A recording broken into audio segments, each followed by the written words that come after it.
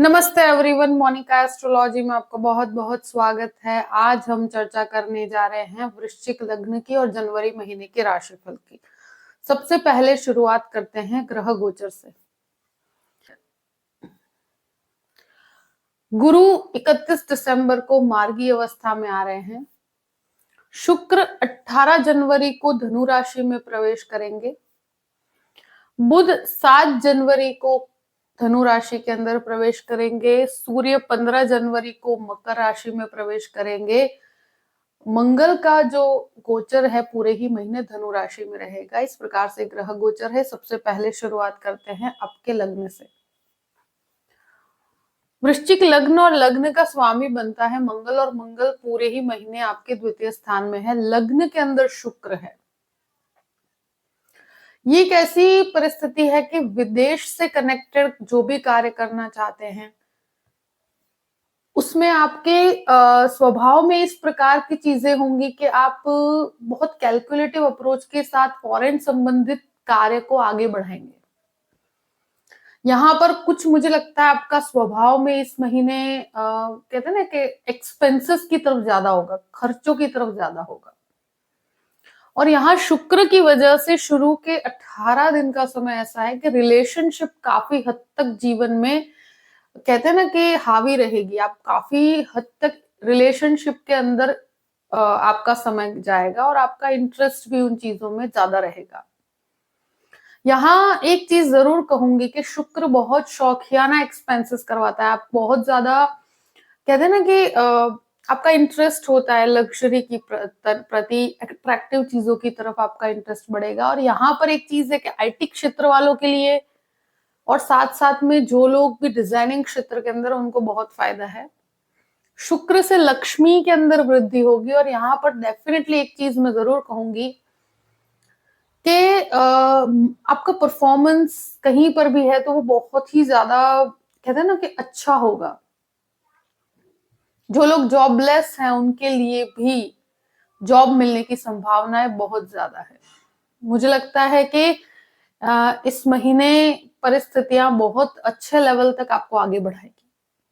द्वितीय स्थान की बात करते हैं। द्वितीयेश जो है वो गुरु बनकर आपके छठे घर में है, और द्वितीय स्थान में मंगल, बुध, सूर्य 15 तारीख तक यहाँ पर है, और शुक्र आएंगे 18 तारीख के बाद। तो मैं एक ही चीज कहूंगी कि ये परिस्थिति के अंदर सबसे पहली चीज, परिवार में किसी भी प्रकार के विवाद को अवॉइड कीजिएगा। कोई भी झगड़ा, डिस्प्यूट, इस तरह की समस्याओं में आपकी वाणी बहुत खराब हो सकती है। और ये महीना इस प्रकार का भी है क्योंकि लग्नेश मंगल है और वाणी स्थान में, तो वाणी बहुत ज्यादा स्ट्रांग हो जाती है। व्यक्ति बहुत ज्यादा कहते हैं ना कि अपनी वाणी पे संयम खो बैठता है। तो अपनी वाणी को बहुत संयम में रखिएगा। इस महीने का सबसे मूल मंत्र यही है, क्योंकि सारे ही प्लेनेट वाणी भाव में है। वाणी को बहुत ज्यादा कठोर बना देते हैं, और परिवार के अंदर, घर के अंदर इस प्रकार का माहौल क्रिएट होता है। सेविंग्स, एक तरह से मुझे लगता है कि आप कुछ एक्सपेंसेस ऐसे हो सकते हैं जिसकी वजह से सेविंग्स इतनी हो नहीं पाएगी। और यहाँ पर एक चीज है कि डेफिनेटली आप इन्वेस्टमेंट, ऑलरेडी जो पहले की सेविंग्स है उसको इन्वेस्ट कर सकते हैं।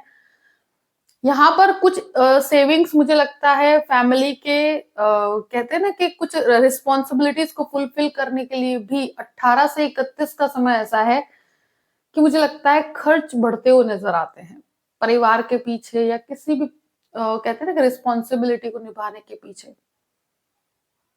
यहाँ पर तृतीय स्थान की बात करते हैं। तृतीय शनि जो है वो चतुर्थ स्थान पे है, और तृतीय स्थान में सूर्य आएंगे।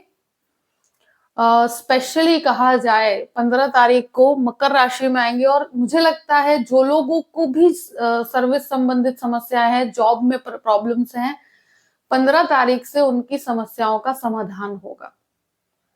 जो भी लोग एक तरह से कहा जाए कि कोई बदलाव करना चाहते हैं, जॉबलेस है तो जॉब प्राप्त करना चाहते हैं, तो 15 से 31 का समय बहुत ही एक्सीलेंट योग लेकर है।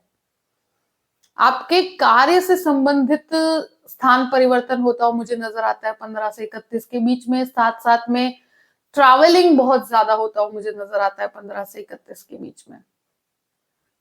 यहाँ पर इनिशिएटिव बढ़ेगा, आप बिजनेस की तरफ जाना चाहते हैं तो इस तरह के चीजों में, बिजनेस में, काम के बढ़ोतरी के अंदर आपका बहुत ज्यादा माइंड एक्टिव होगा।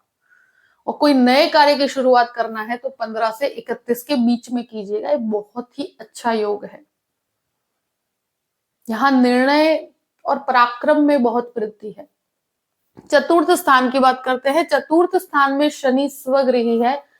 प्रॉपर्टी संबंधित चीजों में काफी अच्छा लाभ है। जो भी लोग पुरानी प्रॉपर्टी लेकर उसे रिनोवेट करवाना चाहते हैं या ऑलरेडी मदरलैंड से कनेक्टेड कोई भी विवाद है तो वहां पर शनि आपको 100% रिजल्ट पॉजिटिव देगा। यहाँ एक चीज बहुत अच्छी है कि जो भी प्रॉपर्टी होगी या प्रॉपर्टी से रिलेटेड कोई भी काम करते हैं उनको काफी फायदा है और प्रॉपर्टी काफी बड़ी और अच्छी प्राप्त होती है इसमें। तो अगर आप होम मतलब का सपना देखते हैं, घर का सपना देखते हैं तो यहाँ पर आपको बहुत अच्छे रिजल्ट्स मिलेंगे इस महीने। मुझे लगता है कि आपको इस चीज के पीछे भी आपके कुछ एक्सपेंसेस हो सकते हैं। अब बात करते हैं पंचम भाव की। पंचम भाव का स्वामी जो है गुरु बनकर छठे घर में, पंचम भाव में राहु है। स्टूडेंट्स की बात करते हैं, गुरु मार्गी हो चुके हैं पंचम भाव के स्वामी होकर, तो कॉम्पिटिटिव एनवायरनमेंट के लिए बहुत अच्छा है ये। मगर राहु स्पेशली मेडिकल के छात्रों के लिए एक्सीलेंट रिजल्ट है ये। जो भी मेडिकल के छात्र हैं उनको काफी अच्छा फायदा है। जो आईटी क्षेत्र के या कोई भी प्रकार का जज का एग्जाम दे रहे हैं या लीगल डिपार्टमेंट की एजुकेशन की तरफ है तो वहां पर आपको बहुत फायदा है। पर राहु भटकाव देता है और मुझे लगता है ये महीना पूरा रिलेशनशिप में भरा हुआ, मतलब आपका माइंड कंप्लीटली जो कहते हैं ना कि लव और रिलेशनशिप की तरफ रहेगा, मल्टीपल रिलेशनशिप की तरफ आपका इंटरेस्ट बढ़ता हुआ नजर आता है। मुझे लगता है राहु भ्रमित करता है और यहाँ पंचम भाव का राहु, मुझे लगता है आप बहुत ही ज्यादा सोच समझ के आगे बढ़िएगा अगर कोई भी रिलेशनशिप में है कि यहाँ मुझे लगता है कि रिलेशनशिप फेक होता हुआ मुझे नजर आता है। गलत रिलेशनशिप की तरफ आप ना चले जाएं, इस चीज का ध्यान रखिएगा। स्टूडेंट्स के लिए भी अपने करियर को छोड़ के, अपने पढ़ाई को छोड़कर कहीं पर भी कोई रिलेशनशिप की तरफ जाते हैं तो आपका एजुकेशन को एक बहुत नुकसान पहुंचाएगा। यहाँ शेयर मार्केट की बात करते हैं तो शेयर मार्केट के अंदर मुझे लगता है कि बहुत कैलकुलेटिव होकर चलिएगा, यहाँ पर बहुत फायदे कारक परिस्थिति नहीं है। और संतानों की बात की जाए, यानी जो भी संतान प्राप्ति की इच्छा रखते हैं, अपने हेल्थ का आपको ध्यान रखने की जरूरत है। यहाँ पर जितना हो सके ट्रैवलिंग को अवॉइड कीजिए। 6th हाउस की बात करते हैं। 6th लॉर्ड जो है मंगल बनकर आपके द्वितीय स्थान में है। डिस्प्यूट का स्वामी द्वितीय स्थान में है और यहाँ पर मंगल के घर में गुरु है, गुरु के घर में मंगल है, परिवर्तन योग है। तो उधार पैसे लेने से मुझे लगता है बचना चाहिए। किसी को उधार पैसे देने से आपको बचना चाहिए। परिवार में किसी को भी उधार पैसे मत दीजिएगा। यहाँ एक चीज जरूर कहूंगी कि इस महीने फैमिली डिस्प्यूट होने की संभावनाएं बहुत ज्यादा है, तो इस चीज को अवॉइड कीजिएगा। देखिए गुरु के दृष्टि संबंध की वजह से चीजें संभल जाएगी, आपके सेविंग्स के अंदर भी काफी बढ़ोतरी होगी। मगर एक चीज मैं जरूर कहूंगी कि हो सके तो विवादित अवस्था से दूर रहिएगा, अपनी वाणी की वजह से संबंध खराब ना हो। लोन्स जितना हो सके मिनिमम रखिएगा और उधार पैसे देने से भी आपको बचना है। यहाँ पर शत्रु हावी नहीं हो पाएंगे, मार्गी गुरु है तो वो एक संयम जरूर दे देगा, मगर मुझे लगता है कि बहुत कैलकुलेटिव अप्रोच के साथ आगे बढ़ना चाहिए। सप्तम भाव की बात करते हैं। सप्तमेश जो है वो शुक्र है और शुक्र लग्न के अंदर और फिर द्वितीय स्थान में है। ये पति पत्नी के एक तरह से जो शुक्र का प्लेसमेंट है तो 18 तारीख तक की परिस्थितियां फेवरेबल है, मगर 18 से 31 के बीच में कोई भी प्रकार का पति पत्नी के बीच में विवाद होता है तो वहां पर आपको बहुत कंट्रोल में रखना होगा। मुझे लगता है फैमिली और घर के जो कहते हैं ना कि जो पति पत्नी और फैमिली के बीच में छोटा मोटा विवाद हो जाता है, इस प्रकार की परिस्थिति मुझे 18 से 31 के बीच में लग रही है। शुक्र जब तक आपके दृष्टि संबंध में है तब तक परिस्थितियां बेहतर रहेगी। और मुझे लगता है अगर कोई जॉइंट बिजनेस की तरफ जाना चाहते हैं तो शुरू के 18 दिन का समय बहुत अच्छा है इस प्रकार के कार्यों के लिए। और यहाँ पर पति पत्नी के बीच में कोई भी विवादित अवस्था हो तो जल्दबाजी में कोई निर्णय मत लीजिएगा। इवन मैरिज के लिए भी मैं कहूंगी कि जो भी मैरिज करना चाहते हैं आप बहुत सोच समझ के आगे बढ़िएगा। जो भी रिलेशनशिप में और नेक्स्ट लेवल पे जाना चाहते हैं तो यहाँ पर आपको पहले कहते हैं ना कि रिलेशनशिप को थोड़ा समय देने की जरूरत है। और पति पत्नी के बीच में भी विवाद होता है तो 18 से 31 तक बहुत शांति बना के रखिएगा। अब बात करते हैं 8th हाउस की। 8th लॉर्ड जो है वो बुध बनकर आपके 2nd हाउस में है। ये एक कहते हैं ना कि जो भी लैंग्वेजेस की एजुकेशन की तरफ है या वाणी संबंधित काम करते हैं, कोई रिसर्च ओरिएंटेड काम करते हैं तो उसमें आपको बहुत अच्छा लाभ है। मेडिसिन रिसर्च में लाभ है। तो यहाँ पर बुध के कारण डेफिनेटली आपको लाभ होता हुआ मुझे नजर आता है। आप रिसर्च ओरिएंटेड चीजों में आपको काफी अच्छे रिजल्ट्स मिलेंगे। नवम भाव की बात करते हैं। नवमेश शनि नवम भाव की बात करते हैं। नवम भाव का स्वामी चंद्रमा है और यहाँ मंगल का दृष्टि संबंध काफी नीचस्थ है।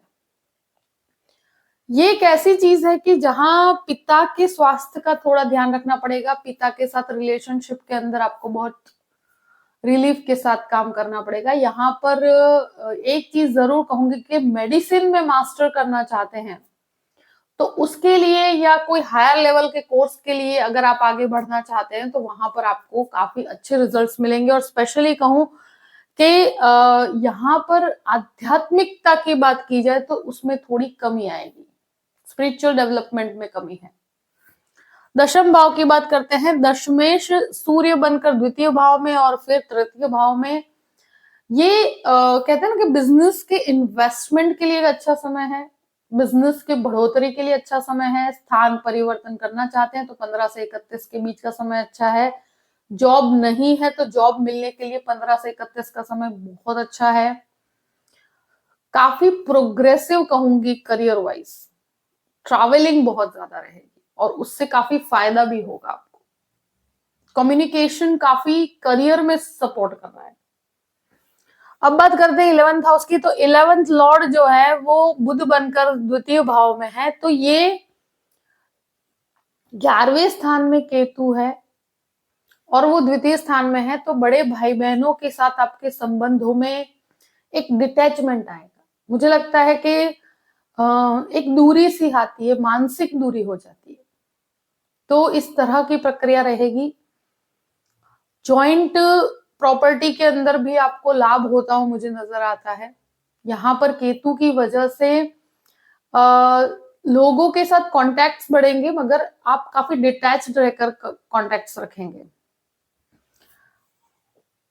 12th हाउस की बात करते हैं कि 12th लॉर्ड जो है शुक्र बन के लग्न में है तो ये डेफिनेटली विदेश का कारक और विदेश के हर कार्य में आपको सफलता है। विदेश जाने के लिए एक बहुत अच्छा समय है। उसके पीछे मुझे लगता है कि अगर आप घूमने के लिए भी जाना चाहते हैं तो ये समय बहुत अच्छा है। आपके मन में खर्च के विचार बहुत ज्यादा आएंगे। आपके रिलेशनशिप के पीछे भी बहुत कुछ खर्च होता हो मुझे नजर आता है तो बहुत सोच समझ के इसमें कैलकुलेशन के साथ आगे बढ़िएगा।